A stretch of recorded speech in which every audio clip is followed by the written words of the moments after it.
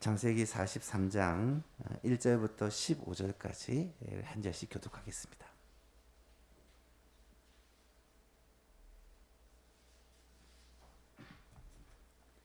교독합니다. 그 땅에 기근이 심하고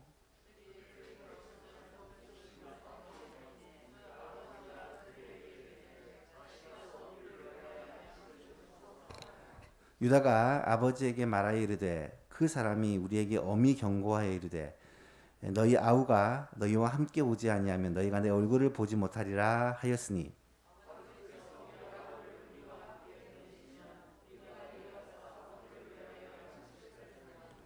아버지께서 만일 그를 보내지 아니하시면 우리는 내려가지 아니하리니 그 사람이 우리에게 말하기를 너희의 아우가 너희와 함께 오지 아니하면 너희가 내 얼굴을 보지 못하리라 하였음이니이다.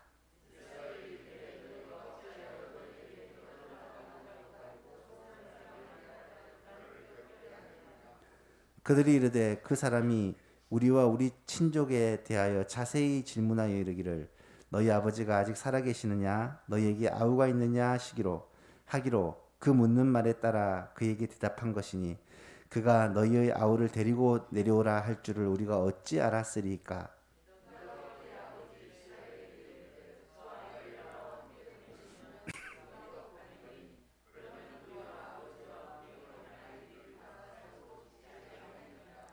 내가 그를 위하여 담보가 되오리니 아버지께서 내게 내 손에서 그를 찾으소서.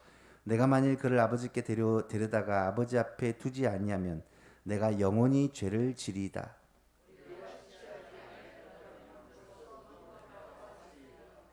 그들의 아버지 이스라엘이 그들에게 이르되 그러할진대 이렇게 하라.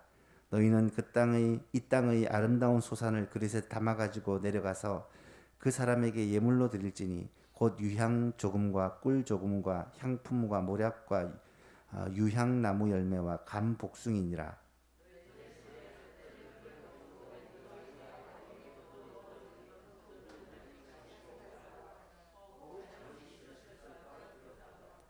내 아우도 데리고 떠나 다시 그 사람에게로 가라.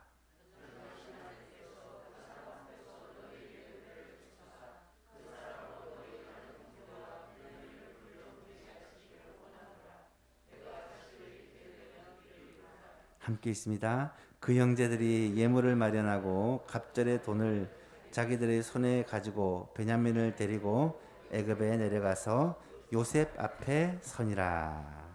아멘. 금요기도 시간에 우리 성경에 나오는 인물들의 회복을 같이 생각해 보고 있습니다. 예수님의 제자 가운데 베드로의 회복, 그리고 도마의 회복을 살펴봤고 야곱의 회복을 지난 시간에 살펴보았는데 오늘 이 야곱의 회복을 한 번 더 살펴보고자 합니다. 지난주까지 우리가 야곱에 대해서 창세기 말씀으로 큐티를 했고 새벽기도에도 같이 말씀을 나누었었는데요. 창세기에 아브라함, 이삭, 야곱, 요셉 이렇게 4명의 족장 이야기들이 나타납니다. 창세기 12장부터 50장까지 이 족장들 이야기가 쭉 나타나는데 이 족장들 중에서 야곱은 좀 특별합니다. 다른 족장들은 굉장히 믿음의 삶을 살았던 것 같은데 이 야곱은 어떻게 보면 세속적인 삶을 살았다라고 말할 수 있습니다. 굉장히 인간적인, 어쩌면 우리와 별 다를 바 없는 삶을 산 사람입니다.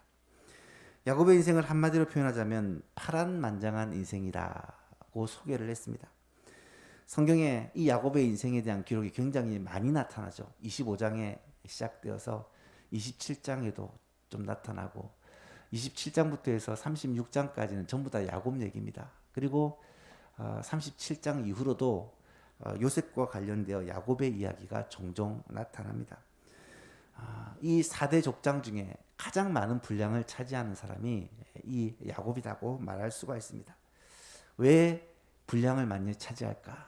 그만큼 사연이 많고 그만큼 우여곡절이 많았다는 말이죠. 실제로 야곱은 평생을 고생하면서 살았습니다. 야곱이 왜 이렇게 파란만장한 인생을 살았을까? 그 이유를 한마디로 말하면 하나님 말을 정말 안 들었기 때문입니다. 이삭은 어릴 때 하나님께 바쳐져서 들인받은 인생이어서 어쩌면 그의 긴 인생, 가장 오래 살았죠. 180년을 살았지만 성경에 기록이 거의 나타나 있지 않습니다. 평범한 인생이었다는 말은 다르게 표현하면 평탄한 인생을 살았단 말이죠. 하지만 이 야곱은 삶 자체가 고난의 연속이었습니다. 왜냐하면 하나님의 말씀을 참 안 듣고 빗나가고 자기 생각과 자기 고집대로 살아왔기 때문입니다. 야곱은 믿음의 가정에서 태어났습니다. 그것도 그냥 믿음의 가정이 아니라 할아버지가 아브라함이고 아버지가 이삭입니다. 최고의 믿음의 가문이죠. 그럼에도 불구하고 그는 할아버지 아브라함과 아버지 이삭의 모습을 별로 닮지 않고 참 자기 생각과 자기 의지와 자기 힘을 가지고 그렇게 살아갔던 사람입니다. 야곱이 고난을 통해 조금 변한 것 같은데 또 원위치에 와 있고 그 야곱의 그 기질과 성격이 참 바뀌지 않는 그런 인생을 사는 것을 보게 됩니다. 야곱이 아버지 집에 있을 때 형 에서로부터 장자의 명분을 빼앗죠. 그리고 아버지와 형을 속이고 장자의 축복까지 빼앗습니다. 이로 말미암아 쌍둥이 형으로부터 미움을 사고 도망을 가야만 했습니다. 어머니의 오빠 집, 저 하란이라는 곳, 밧단 아람이라는 곳으로 도망을 가는데 거기서 20년 동안을 타향살이를 합니다. 그 밧단 아람에서 라반을 만나게 되는데 이 라반이라는 사람은 야곱보다 더 머리를 많이 쓰는 사람입니다. 야곱이 이름의 뜻이 발꿈치를 잡았다. 이 말은 속이는 자, 사기꾼 뭐 이런 뜻입니다. 야곱은 그렇게 사람들을 속이고 내가 원하는 것을 쟁취했는데 이 야곱보다 더한 사람이 라반이었다는 거예요. 라반 밑에서 10번이나 이 싹을 변경할 정도로 속임을 당하고 아내를 얻을 때 속임을 당하고 하마터면 빈손으로 다시 집으로 돌아올 뻔했지만 하나님께서 간섭하시고 개입하시고 은혜를 베풀으셔서 20년 만에 고향으로 돌아올 때 이 야곱은 많은 재산과 또 4명의 아내와 12명의 아들들 큰 많은 식구들을 데리고 그렇게 돌아올 수가 있었다라는 거죠.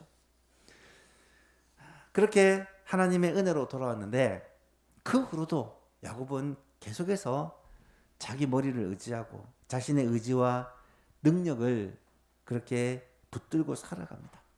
여러분 그런데 하나님 어떤 분입니까? 하나님은 이 야곱을 그냥 내버려 두지 않습니다. 야곱이 고집이 센 사람이지만 하나님의 고집은 야곱과 비교할 수가 없습니다. 하나님은 결국 이 야곱을 하나님의 사람으로 만들어 가십니다. 이스라엘의 12지파의 조상 야곱이 이스라엘이라는 새 이름을 얻잖아요. 이 이스라엘의 12아들이 12지파가 되지 않습니까? 그 이스라엘의 실질적인 조상으로 만들기 위해서 그에 걸맞는 사람으로 만들어가기 위해서 하나님은 열심히 일하십니다. 결국 하나님은 야곱을 굴복시키고 하나님의 사람으로 그렇게 만들어 가시는데요. 그 과정에서 적어도 3번 정도의 특별한 사건을 통해 야곱은 회복되어져 갑니다. 첫 번째 사건이 바로 브니엘 사건입니다. 20년간 머물렀던 외삼촌 라반의 집을 떠나 돌아오는데 가장 두려웠던 것이 형 에서와의 만남이죠. 에서와의 만남을 어떻게 할까 고민 할 수 있는 모든 방법을 다 쓰고 했지만 그래도 마음이 불안하고 떨립니다. 그래서 혼자 두려움에 휩싸여 야복강가에서 그렇게 밤새도록 씨름을 합니다. 하늘에서 내려온 천사와 씨름을 하는데 이 씨름이 어떤 씨름일까? 쉽게 생각하면 지금까지 내 머리로, 내 의지로, 내 노력으로 그렇게 살아왔던 야곱, 자수성가의 대표적인 인물이었던 이 야곱이 하나님 앞에 두 손 들고 항복을 받아내는 사건이 바로 이 약복강에서의 씨름이었다는 거예요. 하나님은 결국 이 야곱의 환도뼈를 쳐서 위고를 시켜서 다리를 저는 장애인이 되기까지 이 야곱은 무너져 내렸고 결국 하나님으로부터 복을 주겠다는 약속을 받아냅니다. 여러분, 이 씨름을 통해 야곱은 자신의 힘과 능력과 의지로 살아가는 그런 존재에서 하나님이 아니면 안 되는 존재로 업그레이드가 되는 거예요. 형님과의 만남이 어떤 일이 벌어집니까? 형님은 이 야곱을 보자마자 끌어안고 입을 맞추며 자연스럽게 자신의 형제로 받아줍니다. 이거는 기적이죠. 하나님은 이 사건을 통해 이 야곱을 한번 굴복을 시킵니다. 두 번째가 지난 시간에 얘기했던 베델로 올라가는 사건입니다. 야곱은 분이에 대해서 하나님을 만나고 이제 하나님의 뜻대로 사는 그런 성도가 되어야 되는데 참 사람이라는 게 잘 안 바뀌어요. 물질에 대한 욕심, 가족들에 대한 집착이 여전히 있습니다. 그래서 하나님과 20년 전에 약속했던 그 베델로 올라가지도 않고 부모님이 계시는 헤브론으로 내려가지도 않고 어중간한 위치 세겜에 머물면서 그곳에 정착을 하고 살려고 합니다. 근데 세겜에서 어떤 일을 만납니까? 디나의 사건. 딸 디나가 세겜 추장에게 강간을 당함으로 말미암아 이 참 큰 아픔을 당한 사건이죠. 이것도 기가 막힌데 이 일로 말미암아 시므온과 레위가 세겜에 있는 모든 남자들을 다 죽이고 그 성을 약탈하는 참 기가 막힌 일들이 일어나게 되고 이 일로 말미암아 이제 야곱과 그의 가정은 이 가나안 땅에서 정말 살 수 없게 어떻게 보면 모든 사람의 공공의 적이 되어버린 그런 일을 맞이하게 됩니다. 그런데 이때 절체절명이 위에 하나님께서 나타나셔서 이 야곱에게 20년 전에 약속했던 그 소원을 기억하게 하시고 너는 일어나 베델로 올라가라고 명령을 하셨을 때 야곱은 모든 우상들을 제하여 버리고 의복을 갈아입고 정결하게 하고 그리고 하나님과의 약속의 장소인 베델로 올라가서 하나님께 단을 쌓고 예배를 드리고 하나님과의 언약 관계를 회복합니다. 그러고 나니까 어떤 일이 벌어집니까? 이 야곱의 가족이 떠났다라는 소식을 들어도 아무도 추격하지 않고 고을 사방에 있는 모든 고을 사람들이 두려운 마음을 갖게 되었다라고 성경은 기록합니다. 그리고 오늘 세 번째 사건이 마지막 이 야곱의 인생의 전환점입니다.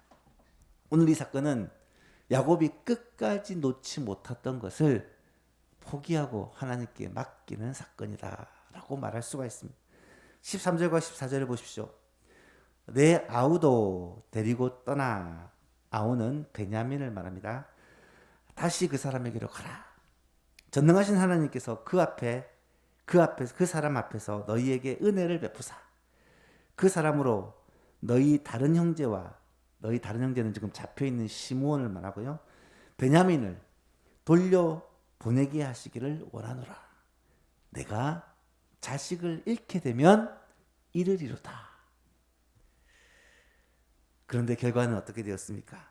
야곱은 20여 년 전에 죽은 줄로만 알았던 요셉을 다시금 만나게 되고요. 요셉으로 인해서 먹을 것이 없는 그 7년 기근 동안 이 가족들이 생명을 건지게 되었고요. 나아가서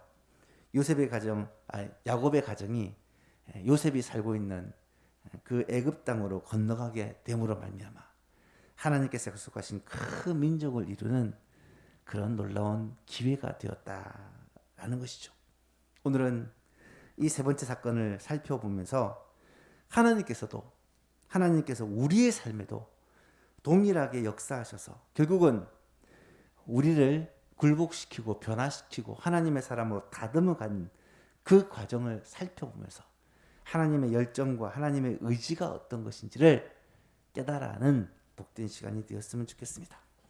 오늘 본문을 이해하기 위해서는 배경을 조금 알아야 합니다. 1절 2절을 보니까 그 땅에 기근이 심하고 그들이 애굽에서 가져온 곡식을 다 먹음에 그 아버지가 그들에게 이르되 다시 가서 우리를 위하여 양식을 조금 사오라. 7년 풍년이 지나고 7년 흉년이 시작되었습니다. 2년이 지난 후입니다. 먹을 양식이 없어서 고민하는 가운데 애굽에 충분한 양식이 있다는 소식을 듣게 됩니다. 그래서 야곱은 이때는 이스라엘이라고도 나오기도 하고 야곱이라고 나오기도 합니다. 이름이 왔다 갔다 합니다. 이스라엘은 아들들에게 애굽으로 가서 양식을 사오라고 그렇게 명하죠. 다시 가서 우리를 위하여 양식을 사오라. 이 말은 이미 한번 갔다 왔다는 말이죠. 이미 한번 간 내용이 42장에 나타납니다. 42장 1절을 보니까 그때에 야곱의 애굽에 곡식이 있음을 보고 아들들에게 이르되 너희는 어찌하여 서로 바라만 보고 있느냐. 야곱이 또 이르되 내가 들은즉 저 애굽에 곡식이 있다 하니 너희는 그리로 가서 거기서 우리를 위하여 사오라. 그러면 우리가 살고 죽지 아니하리라 하매 요셉의 형 10사람이 애굽에서 곡식을 사려고 내려갔으나 야곱이 요셉의 아우 베냐민은 그들의 형과 함께 보내지 아니하였으니 이는 그의 생각에 재난이 혹시 베냐민에게 미칠까 두려워하였다. 요셉의 형 10명이 애굽에 내려가서 양식을 사게 되었는데 그때 그들에게 양식을 파는 사람이 누구였느냐? 누굽니까? 요셉이었다는 거예요. 6절에 보니까 때에 요셉이 나라의 총리로서 그 땅 모든 백성에게 곡식을 팔더니 요셉의 형들이 와서 그 앞에 땅에 엎드려 절하매. 요셉의 어릴 적에 꾼 꿈이 이루어졌죠. 곡식단을 묶었는데 형들이 묶은 곡식단이 내게 절하더이다. 실제로 10명의 형이 요셉을 향하여 절을 하고 있습니다. 그런데 요셉은 형들을 알아보고 형들은 요셉을 당연히 몰라봤겠죠. 그들을 테스트해 볼 요량으로 갑자기 그들을 향해 정탐꾼이라고 몰아갑니다. 그러자 형들이 대답을 하죠. 13절 이하에 보니까 그들이 이르되 당신의 종 우리들은 12형제로서 가나안 땅 한 사람의 아들들이라. 막내 아들은 오늘 아버지와 함께 있고 또 하나는 없어졌나이다. 요셉이 그들에게 이르되 내가 너희에게 이르기를 너희는 정탐꾼이라고 한 말이 이것 때문이다. 너희가 이같이 하여 너희 진실함을 증명해보라. 바로의 생명으로 맹세하노니 너희 막내 아우가 여기 오지 아니하면 너희가 여기서 못 나간다. 그렇게 실랑이를 벌이다가 요셉이 다시 한번 얘기를 합니다. 너희가 확실한 자들이라면 너희 형제 중 한 사람만 그 옥에 갇히게 하고 너희는 곡식을 가지고 가서 너희 집안 사람들의 굶주림을 면하게 하라. 그리고 시므온을 잡아둡니다. 너희 막내 아우를 내게로 데리고 오라. 그러면 너희 말이 진실함이 되고 너희가 죽지 아니하리라 하니. 이때 형들이 서로 얘기를 합니다. 요셉이 통역을 썼기 때문에 자기 말을 못 알아들을 거라 생각하고 얘기를 하죠. 우리가 아우의 일로 말미암아 범죄하였도다. 요셉이 생각난 거예요. 그가 우리에게 애걸할 때 그 마음의 괴로움을 보고도 듣지 아니하였으므로 그 괴로움이 우리에게 지금 임한다. 르우벤이 그들에게 대답하여 이르되 내가 너희에게 그 아이에 대하여 죄를 짓지 말라고 하지 아니하였더냐. 그래도 너희가 듣지 아니하였었느니라. 그러므로 그 핏값을 지금 우리가 치르고 있다. 왜 요셉을 생각을 했을까요? 이 곤고한 상황, 힘든 상황을 만나니까 전에 요셉에게 했던 자신의 허물이 생각이 난 거예요. 이런 일을 당한 후에 집에 돌아와서 아버지에게 얘기를 합니다. 43절 3절에 보니까 오늘 보면 3절에 보니까 유다가 아버지에게 말하기를 그 사람이 우리에게 엄히 경고하여 이르되 너희 아우가 너희와 함께 오지 아니하면 너희가 내 얼굴을 보지 못하리라 하였으니 아버지께서 우리 아우를 우리와 함께 보내시면 우리가 내려가서 아버지를 위하여 양식을 사려거니와 아버지께서 만일 그를 보내지 않으시면 베냐민을 안 보내주시면 우리가 내려가지 아니하리니 그 사람이 우리에게 말하기를 네 아우가 오지 않으면 내 얼굴을 보지 못할 것이라고 말씀했습니다.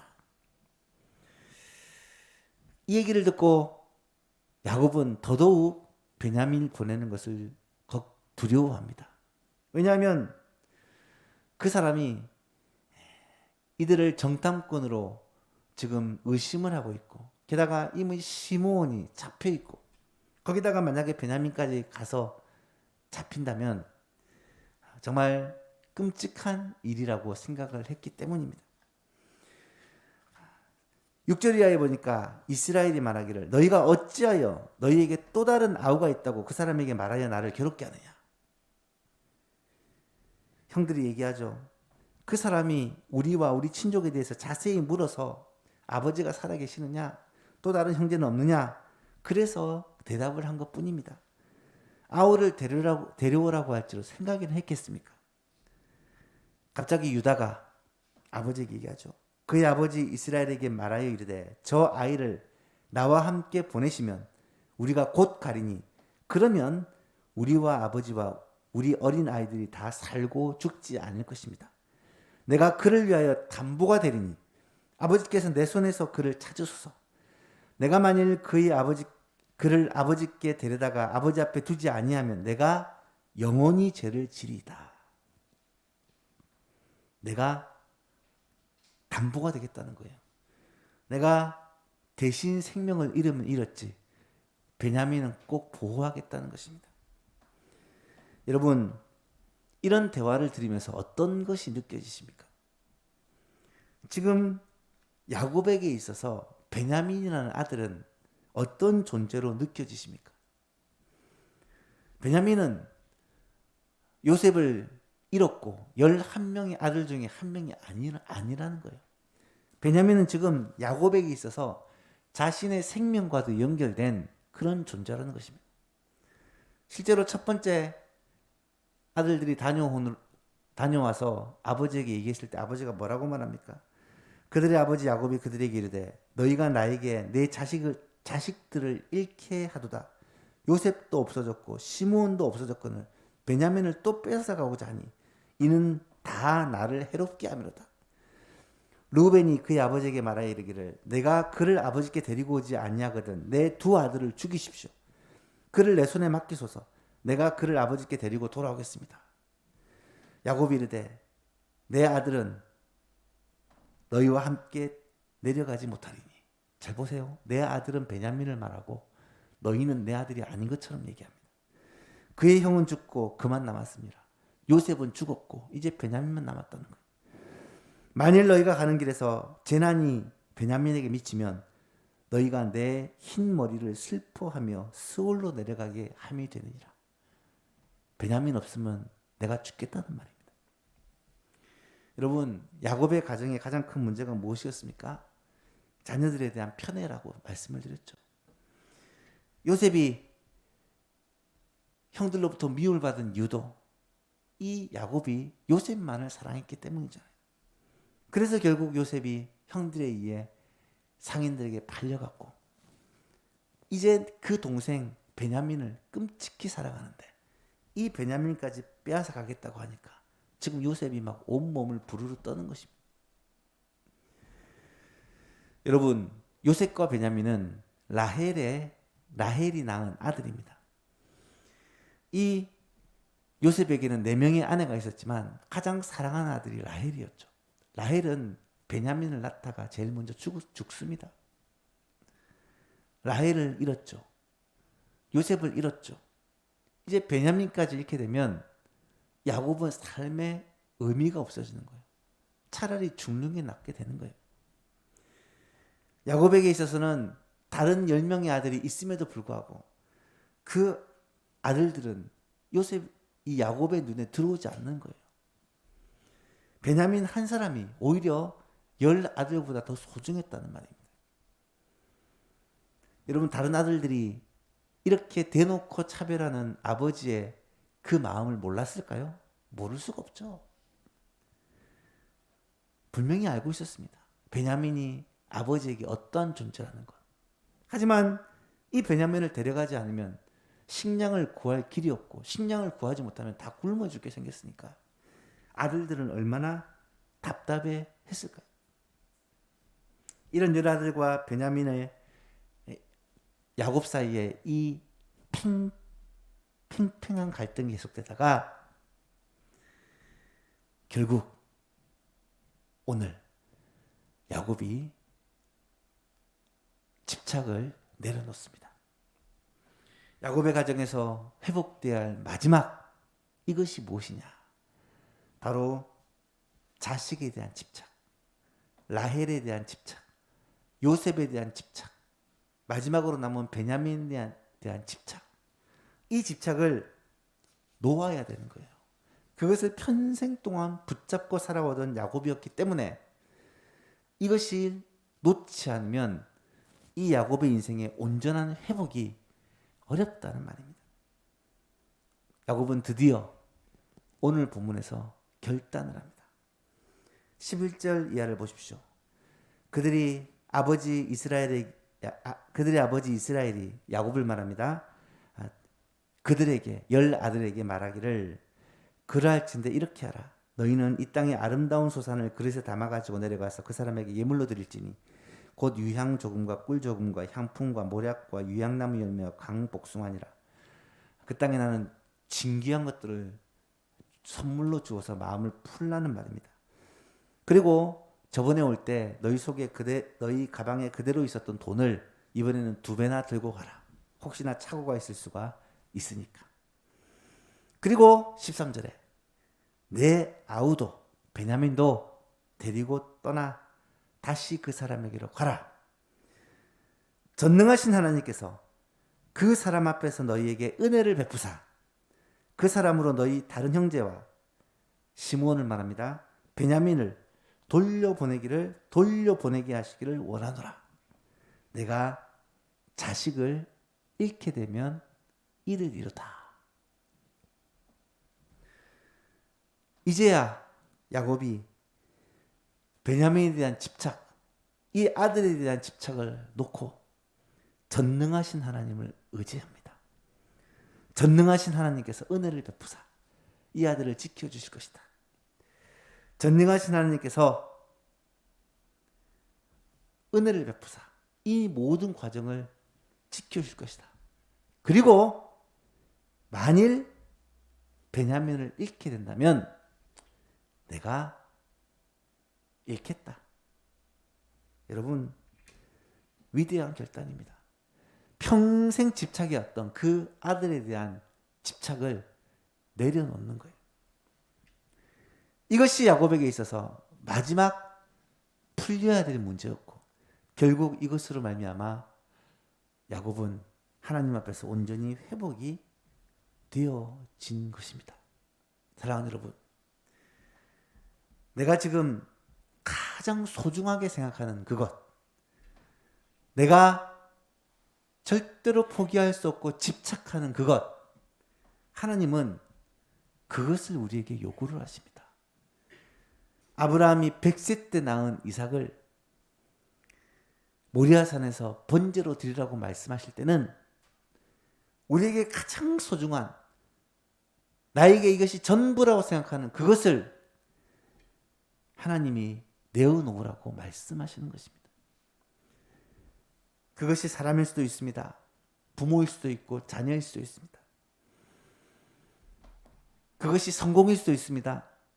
돈일 수도 있습니다. 명예일 수도 있습니다. 내가 이것을 가장 중요하게 여기는 그 무엇인가가 될 수 있습니다. 우리가 잘 알듯이 하나님보다 더 소중히 여기는 것이 있다면 그것은 우리에게 우상이 됩니다. 하나님은 지금 우리에게 그것을 내려놓으라고 명하고 계십니다. 내가 정말 포기할 수 없는 것, 이것만은 내가 절대로 포기할 수 없는 것을 하나님은 우리에게 요구를 하시는 거예요. 예수님도 사복음서를 보면 우리에게 그것을 요구하십니다.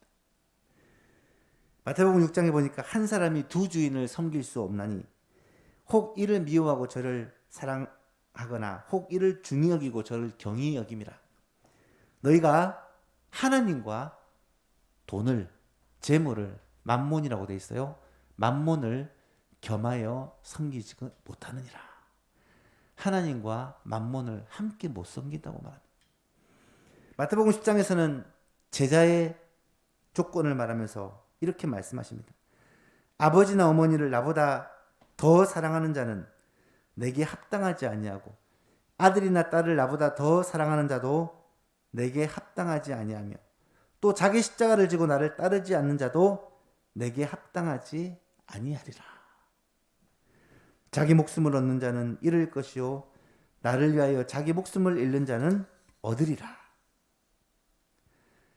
그것이 무엇이든지 간에 하나님을 위해서 그것을 포기할 수 없다면 그 사람은 그리스도의 진정한 제자가 아니라는 것입니다.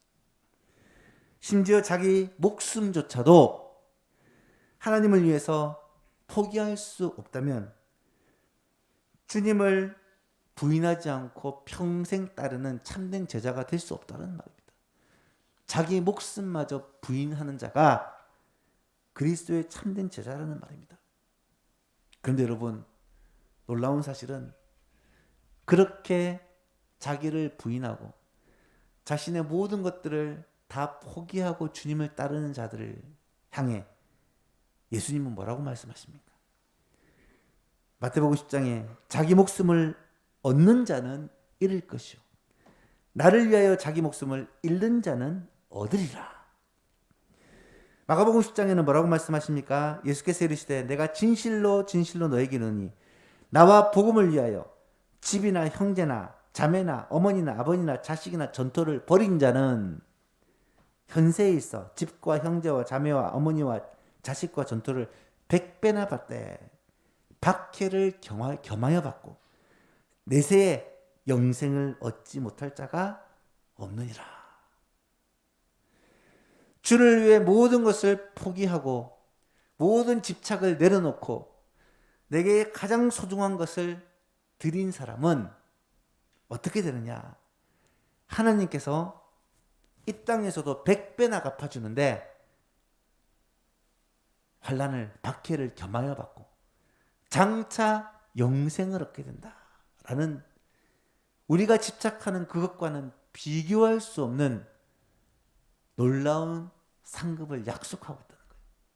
오늘 본문에 야곱을 한번 보십시오. 내가 자식을 잃게 되면 이르리로다. 위대한 결단을 하고 나니까 여러분 어떤 일이 벌어집니까? 주님의 약속 그대로 야곱은 평생에 가장 기쁜 그런 일들을 누리게 됩니다. 창세기 45장에 이 형들이 갔다가 돌아와서 아버지에게 요셉을 만난 사실을 고합니다. 그들이 애굽에서 올라와 가나안 땅으로 들어가서 아버지 야곱에게 이르러 알려 이르되 요셉이 지금까지 살아있어 애굽의 땅 총리가 되어 있더이다. 야곱이 그들의 말을 믿지 못하여 어리둥절하니 그들이 또 요셉이 자기에게 부탁한 모든 말 그들에게 야곱에게 자세히 말하니까 그들의 아버지 야곱은 요셉이 자기를 태우려고 보낸 수레를 보고서야 이것을 믿고 기운이 솟았다. 이스라엘이 이르되 조카도다. 내 아들 요셉이 지금까지 살아있으니 내가 죽기 전에 가서 그를 보리라. 죽은 줄 알았던 요셉을 다시 만나게 되었고 극심한 기근 가운데 2년 동안 고생했는데 앞으로 5년을 더 고생해야 되는데 그것을 알지 못한 이 야곱이 얼마나 답답하겠습니까? 그런데 기근의 문제가 싹 해결되고 뿐만 아니라 야곱의 가정은 요셉이 살고 있는 그 애굽에 있는 고센 땅으로 옮겨서 그곳에서 400년 동안 한 가정 70명이 수십만 명, 수백만 명으로 그렇게 번성하는 하나님의 그 언약의 성취를 이루는 것을 우리는 보게 됩니다. 얼마나 놀라운 복을 받게 되는지. 마지막까지 놓지 못했던 아들에 대한 집착을 탁 놓아버리고 나니까 하나님께서 야곱에게 얼마나 놀라운 은혜와 복을 부어주시는지. 사랑하는 예수만 교회 성도 여러분, 하나님은 지금 우리에게도 묻고 계십니다. 네가 끝까지 포기하지 못하고 끝까지 붙잡고 있는 것이 무엇이냐? 그것이 사람일 수도 있고요, 자식일 수도 있고요, 그것이 물질일 수도 있고요, 자존심일 수도 있고요. 내가 끝까지 붙잡고 있는 그것이 무엇이냐? 하나님이 나의 전부라고 고백하면서도, 하나님이 나의 주인이라고 고백하면서도 내가 소유권을 이전하지 못하고 있는 그것이 무엇이냐? 하나님을 위하여 그것을 내려놓을 수 있느냐? 하나님을 위하여서 그것을 포기할 수 있느냐? 물어보십니다.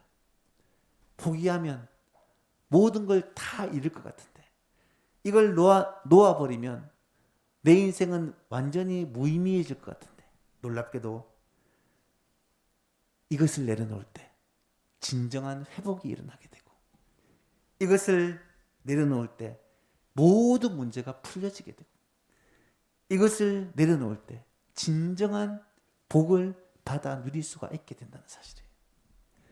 사랑하는 예수만 계신 여러분, 이 야곱이 마지막에 누렸던 이 놀라운 은혜와 복을 우리 예수만 가족 모든 성도님들도 누리게 될 수 있기를 축복합니다. 오늘 이 밤에 우리가 함께 붙잡고 기도해야 될 제목이 있습니다. 내가 무엇을 붙잡고 집착하고 놓지 못하고 살아가고 있습니까? 내 인생에 있어서 가장 중요한 그것이 무엇입니까? 여러분, 예수님은요, 그것을 주님께 내려놓기를 원하십니다. 예수님은 그것을 십자가 앞에 내려놓기를 원하십니다. 주님을 의지하고 바라본다는 것은 나의 생명까지도 주님께 드리는 것입니다. 그러면 주님은 우리의 생명을 책임지실 뿐만 아니라 우리가 이 땅에서 필요한 모든 것들을 책임지시고 모든 문제를 해결하시며 나아가서 영원한 생명을 누리게 하실 것입니다. 오늘 이 말씀을 기억하며 하나님 앞에 나아갔으면 좋겠습니다.